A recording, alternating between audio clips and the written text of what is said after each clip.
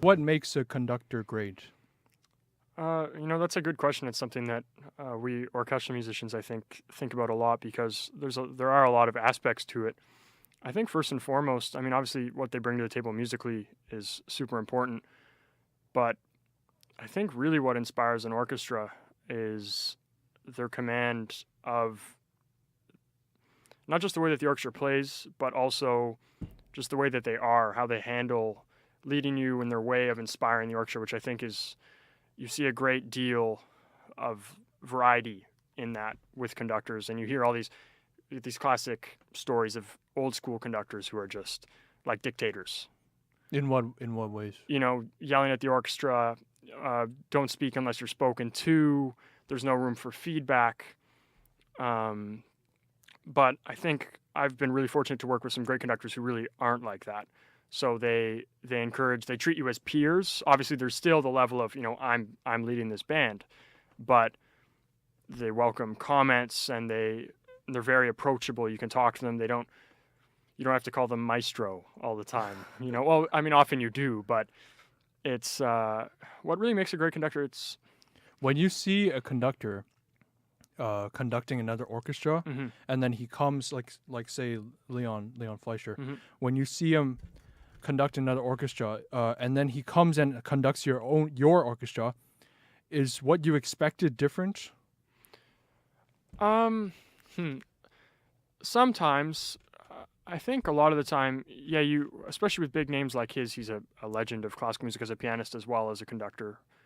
Um, you expect someone of such great stature, these larger than life figures, which in some ways they are, but it's often nice when they show up and they remind you that they're a person too, and they bring all these like this incredible experience, personal and musical experience and insight. So Is that the common musical perception of a conductor, that they're larger than life? I think that maybe to orchestral musicians who deal with them on a frequent basis, less so, but to the general public, I think quite possibly, like, names like Leonard Bernstein, you know, big names like that, Carillon, are just these like huge names, and you see them on the podium, old school video, black and white, and they've got their eyes closed. Right. So I think that there's a lot of that, and they're just on a podium. But I also think an interesting thing that people talk about a lot, non classical musicians, and they ask about it is, what does a conductor do? They're just up there. Like, what does Right. the orchestra really need them to move their arms? Right. There's the opposite side of the spectrum too. Yeah, but exactly. But the thing is that I think that's a misconception. Like, obviously, yes, when there's writs and taking time in the music and they're trying to give shape and ideas to the orchestra physically, but really a conductor's real job isn't so much the like performance aspect of just beating time so much as it is cultivating the orchestra's approach to a performance and a piece. What have classical schools done to stay relevant? That's that's a tricky one, and that's a big one we face as classical musicians. That's a tough question. I think, yeah, that's a big one. I think that honestly, how classical music is fighting to stay relevant is happening more from people that are my age, younger people. How are they doing that? Just well, we were talking about conductors earlier, like this whole notion of you're going to the symphony, like you're going to the Toronto Symphony concert, and you go, and there's a lot of gray hair in the audience. Everyone's in a suit, and you get yelled at if you clap between movements of a symphony. All this like strict Snobby formalism that I think people of my generation, because we love this music, and I didn't get brought up listening to classical music in a concert hall. I was listening to records. So I think, obviously I have gone to concert halls, but it's just kind of acknowledging that in this day and age, doing that isn't gonna. It's not what our generation does. We're casual. We want things to be approachable, and so I think in my bio you read about the Asterisk Chamber Orchestra was an orchestra that I was asked to join, that a bunch of people at my school and some others from around Toronto put together, and there's no conductor, which is interesting. So we're a conductor-less chamber orchestra, And Right, that, I wanted to get around to that, but let's go back to okay. the how do we go about breaking down that divide? The biggest component to me is reminding people where the music really came from. Because that's something, while we're talking about all this formalism, that's not how, if you went to see Beethoven 5, some piece that everybody knows, whether you love classical music or not, you know it. When that was premiered, it would have been premiered in a huge program with tons of other music being performed. In between movements of symphonies, they'd have clowns come on stage and do performances. People be eating and drinking in the audience. In the old days. Like when Beethoven was premiering this kind of music, like it was popular music. It was, maybe a bit higher brow popular music, but you could go to a concert and have a good time. It wasn't you sit down in your seat and you shut up until the music. So why did they take that away as the years went by? Yeah, that's a good question. That is something we're thinking about a lot, and I think it happened because people started to realize, obviously, the huge merit of that kind of music. There's so much depth, emotionally, musically, whatever. It says a lot about people and what humans are like. So we got so into interpreting the music and doing it justice that we also adopted a certain kind of snobbery, because you put in hours and hours and hours at your instrument and in the orchestra. And I think that with the time you spend, especially over generations, there begins to come with that a certain amount of entitlement a little bit. You feel, because you've worked so hard, you feel entitled to really present this music in a certain way, which is also something, I say this with a grain of salt, because it is great when you're at a concert and the audience is really listening for the right reasons. Right. But how do you respect the tradition without dumbing it down? Mm-hmm. Well, you can't bring the clowns back. No, that's true. I think I've seen some really a conductor who I think is really great. The National Arts Center Orchestra in Ottawa just got a new young conductor, and I saw a few concerts by them with him conducting. And he before the concert, he was doing a big. Well, they were doing really great works. I think there was some Stravinsky on the program, not J. Cole or something like that. They were playing the masterworks for sure. But before the concert, he came out. He gave a talk to the audience. He talked to the audience about the music, gave context, and was literally just chatting with them, kind of like us right now. Had a microphone and was just having a conversation with the audience, saying, this is what the music is about. This is what we're hoping to present to you. He made a few jokes, just stuff. It's simple. It's just, he's a younger guy. He's charming, was funny. He wasn't talking down to them. He was talking with them. And I think simple things like that just remind the audience that they're on a level playing field. Right. That is not some kind of elitist music. Exactly. And that's something that some of those conducting names that I mentioned earlier, the really old school guys, although Leonard Bernstein was really great with it as well. There are still some awesome TV programs from the 60s where you can watch him talking about the music and talking to kids about it. But yeah, he was doing that, and it was great. And, youth orchestra programs, all this stuff. So just making it seem as though we're on the same level. Yeah, because we are. As someone who loves a lot of types of music, I love all sorts of stuff that's going on now that is more popular just as much as, any of the stuff I'm playing in the orchestra. And I think that they're of equal worth to musical society and what it means to be a person. Do any of your fellow students demonstrate give off a vibe of snobbishness? Yeah, and that's something that I personally, as someone who doesn't just play classical music, have a hard time with. And I honestly, a lot of the time, I think that... Where does that come from, though? Well, I think it comes from, we idolize these people, old school people who had that attitude, and we've romanticized it in our head. So I think, honestly, a lot of the time that when people our age, who may be very talented and very passionate, I don't question that, you hear them, they never, if you bring up pop music, some of them will just, they won't talk about it, or they'll scoff at it, and that's end of discussion. But honestly, frankly, I think a lot of it is dishonesty. I don't honestly think that anybody in this day and age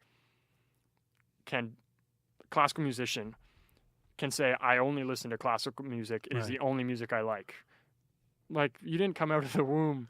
Yeah, like a lot of people playing Rachmaninoff. Right. That's So, cultivated. Exactly, it is cultivated. That's a really good way of putting it. And it frustrates me to see it happen because I just think it's not true. We need to bring that perspective back. Like when I'm listening to all sorts of stuff, like Bach, I'll be listening to Bach sometimes, and it's like, it's super groovy. You'll like hear it, and it's like, okay, like, yeah, sure, it's being played on a harpsichord, and the style is very different, but like you can groove to it just like you could, whatever, like to a banger in this day and age, and that's what it was then. That aversion to pop music, Mm-hmm. has it grown over the years? Have you? I think it probably peaked at some stage, and I think in the early 20th century to the mid 20th century was really when that stuff was at its height.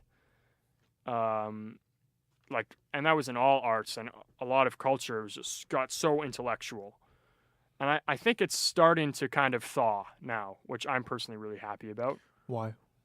Just because there are people like me, lots of them, who are willing to acknowledge the importance and their appreciation of other types of music, and also the fact that it's also unrealistic now to expect that you can have this elitism for your entire career and just expect people to still come to your concerts. It's just not realistic.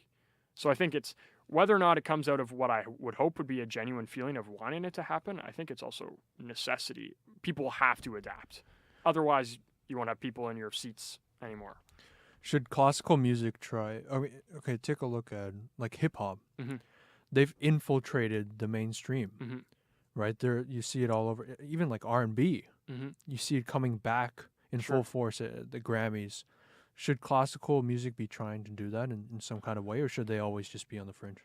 I don't think they should be on the fringe, and I don't know if it can ever truly be on the fringe either. It's this weird in between. Like I was mentioning Beethoven 5.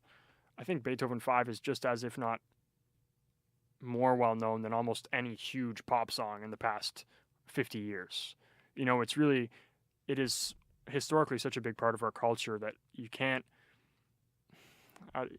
it's hard to keep it totally fringe, and I don't think it should.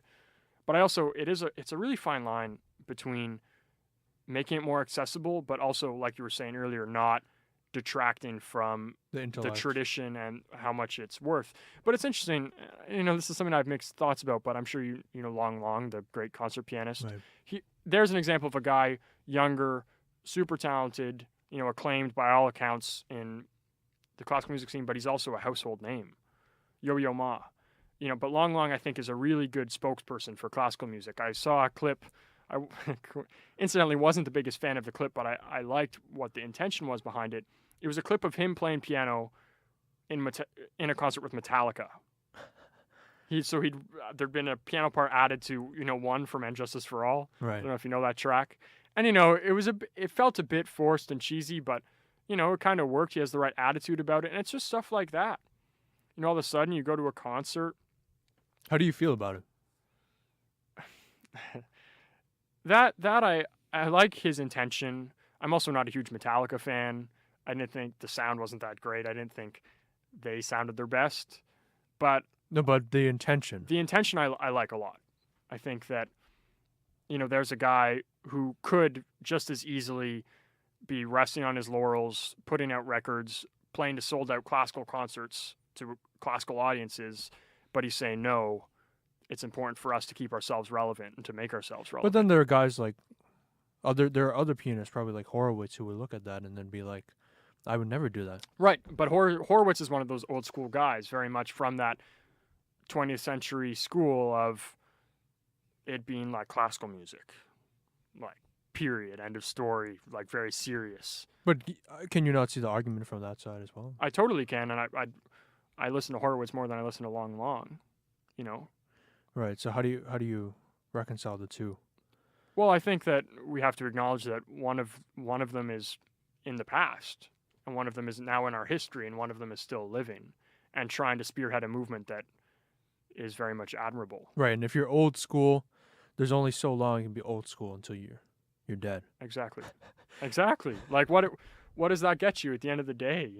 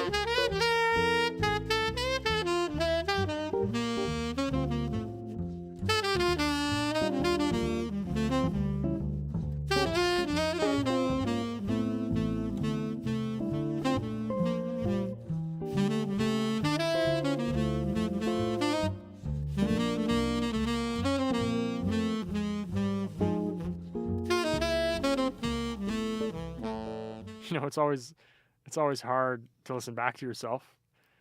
Whether it's 2 days later, 2 years later. That's right. It's one of the hardest things, I think, as a musician. It's also how you learn the most.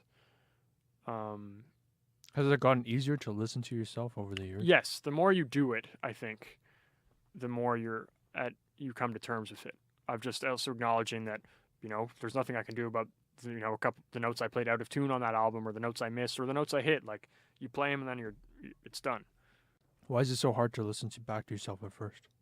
Just because everything's so on display, and everyone's their own worst critic. So, when you hear something that, especially as bass players, we struggle with intonation.